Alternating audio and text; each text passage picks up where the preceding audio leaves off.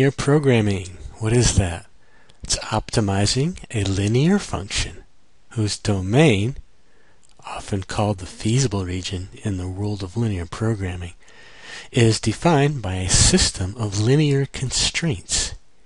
Each constraint must be one of less than or equal to, or greater than or equal to. Okay, what's that mean? Optimize a function. You're either calculating the maximum or a minimum value, as well as the corresponding domain point in a lot of cases, the feasible region point. Let's get started. Here's exercise 1. Is this a linear programming problem? Provide the basis of your conclusion.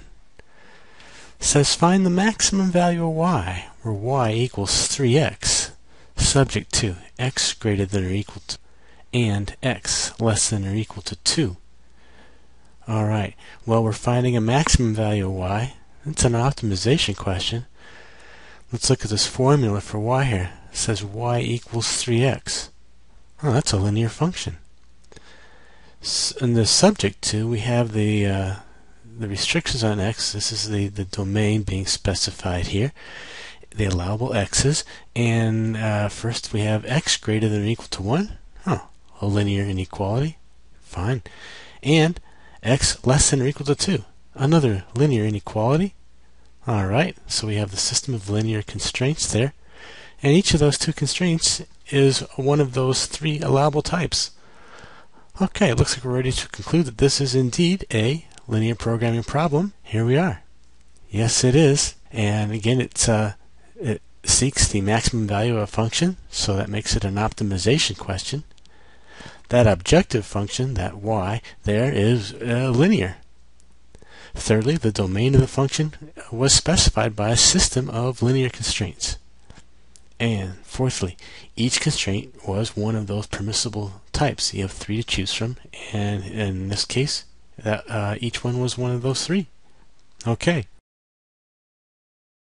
Exercise 3. Is this a linear programming problem? Provide the basis of your conclusion. Find the minimum value of z, where z equals x squared plus y squared, subject to x greater than or equal to 1, and x less than or equal to 2, and y greater than or equal to 0, and y less than or equal to x. Okay, well, starts off asking us to find a minimum value of z. That's optimization. And where z equals x squared plus y squared. Okay, stop right there. Look at that formulation of z. That's not a linear function, not with x squared and y squared in the formulation. Okay, once you have one problem, you are disqualified from being a linear programming problem, and we're ready to record our conclusion here. Okay, no, exercise 3 is not a linear programming problem. The objective function is nonlinear due to the presence of an x squared term as well as a y squared term in its formulation. Exercise 5. Is this a linear programming problem? Provide the basis of your conclusion. Asks us to find the minimum value of z, where z equals x divided by 3 plus y divided by 2, subject to x greater than or equal to 3, and x less than or equal to 5, and y greater than or equal to 2, and y less than 3. Okay, it indeed starts off with asking for a minimum value of z. That's optimization. That formulation of z there, z equals x divided by 3 plus y divided by 2. Linear function. Okay, subject to.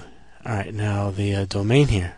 By the way, notice this is a real valued function of 2 variables. This domain, or the set of allowable xy's. In other words, the set of allowable points in the plane.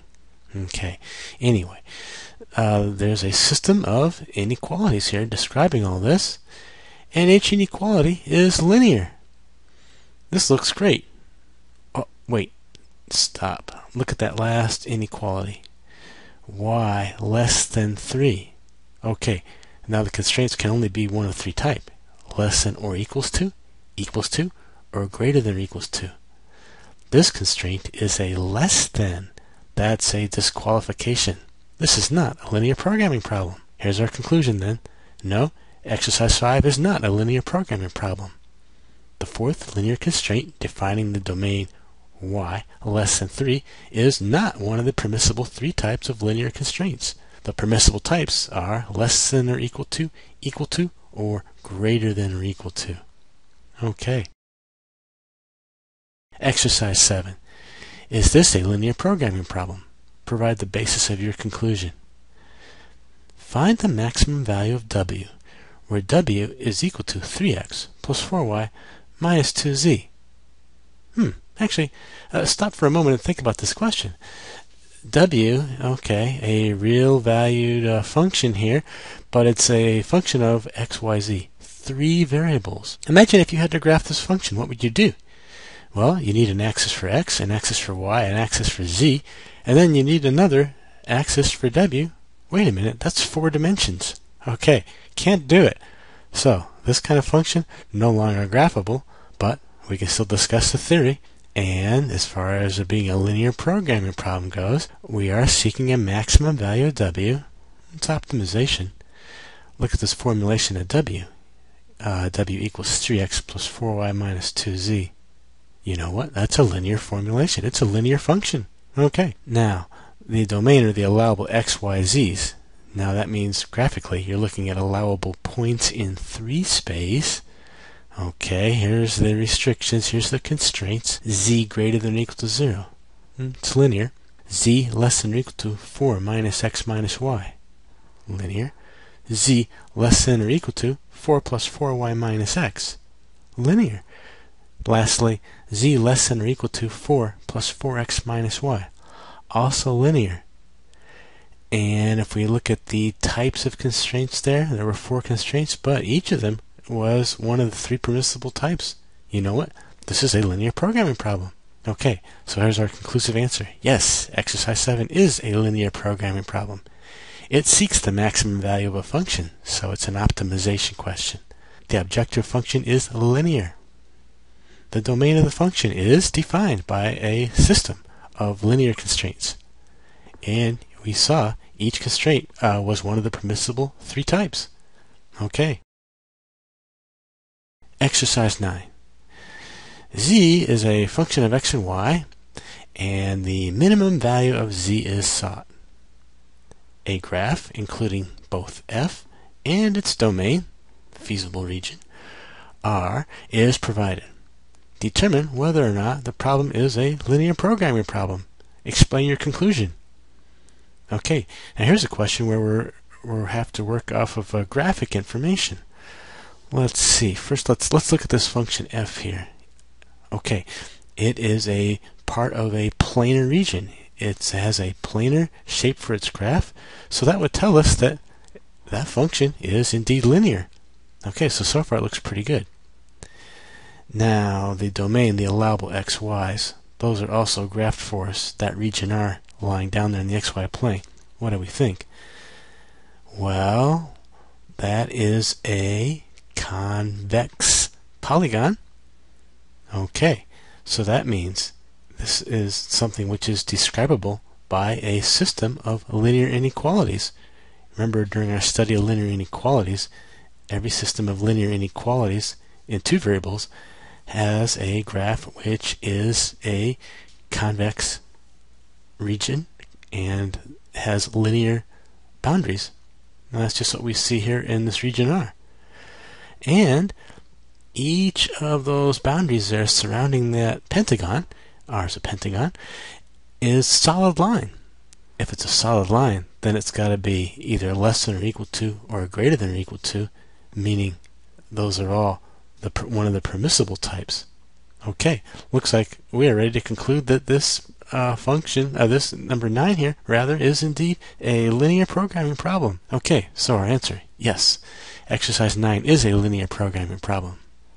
It seeks the maximum value of a function, so it's an optimization question. The graph of the objective function is a planar surface in 3 space. Thus, it is a linear function. The domain graph is a convex region having linear boundaries and thus can be defined with a system of linear inequalities. Lastly, each boundary line of the domain is a solid line. Thus, each defining constraint is one of the permissible types, less than or equal to, or greater than or equal to. Exercise 11.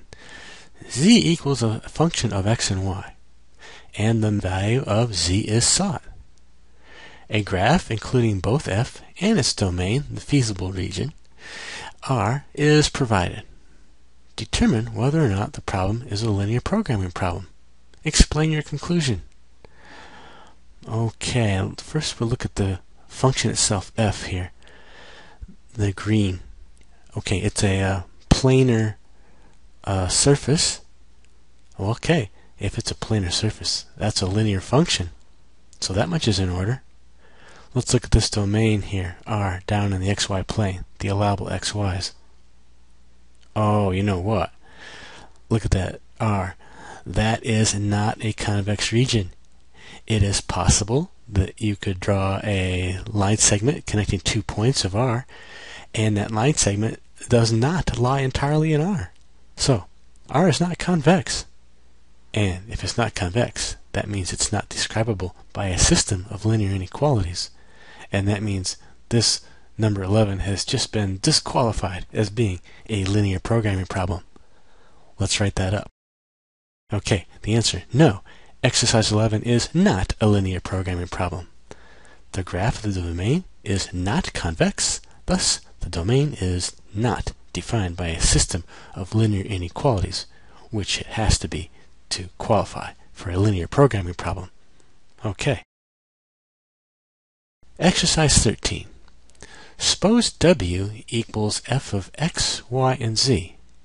Now, here's another one of these kind of functions, a real-valued function of 3 variables. Now, you know what that means. If you want to graph this function W here, no, you can't do it, because you would need to have 4-dimensional space. Okay, anyway, let's keep reading. And W is a linear function of x, y, and z. Okay, so we're just being told right up front, W is a linear function. We don't get the formulation, but we're told that much, which is important, because for linear programming, that's exactly what we need to know as far as meeting the definition. The minimum value of W is sought. Okay, optimization question. Good. The graph of f would require 4 dimensions, so cannot be provided. Yeah, we mentioned that. However, the graph of its domain, okay, these are the allowable x, y, z's, feasible region in other words, S is provided. Okay, down there below, oh, there's a graph of S. And a little more explanation. S is the solid region enclosed by the red and green surfaces, and S contains all of its boundary surface. Determine whether or not this problem is a linear programming problem, and explain your conclusion. Okay, let's look at this S. Oh, look at that. There's that one bounding surface that is hemispherical, I would say. And if it's hemispherical, then that does not come from a linear inequality. Okay, since that's the case, that disqualifies 13 as being a linear programming. Let's conclude. So, no, exercise 13 is not a linear programming problem. Why is that? One of the boundary surfaces of the domain is hemispherical. Thus, the domain has a nonlinear constraint in its definition. Remember, in 3-space, when you're graphing linear inequalities, you have got yourself always something with having a planar surface to it. No curved surfaces. Okay. 15. Suppose W equals f of x, y, and z. Okay, once again, here's one of these real-valued functions of 3 variables, which cannot be graphed because you need 4 dimensions. Okay, and W is a linear function of x, y, and z. Okay, important information for us, given to us right up front there. The minimum value of W is sought. Okay, it's an optimization question. The graph of f would require 4 dimensions, so cannot be provided. Right. However, the graph of its domain, feasible region, S, is provided. S is the solid region interior to the green rectangular box and exterior to the red rectangular box. Also, S contains its boundary surface. Determine whether or not this is a linear programming problem. Explain your conclusion. Okay. Alright, look at that S there, that feasible region. You know what? It's not convex. How can we say that? Because you can draw a line segment connecting 2 points that are part of S, but that line segment would not lie entirely in S. Okay, S is not convex. If it's not convex, it is not the result of a system of linear inequalities in 3-space. Conclusion. No, exercise 15 is not a linear programming problem. The graph of the domain is not convex. Thus, the domain is not defined by a system of linear inequalities. Okay, great. All done.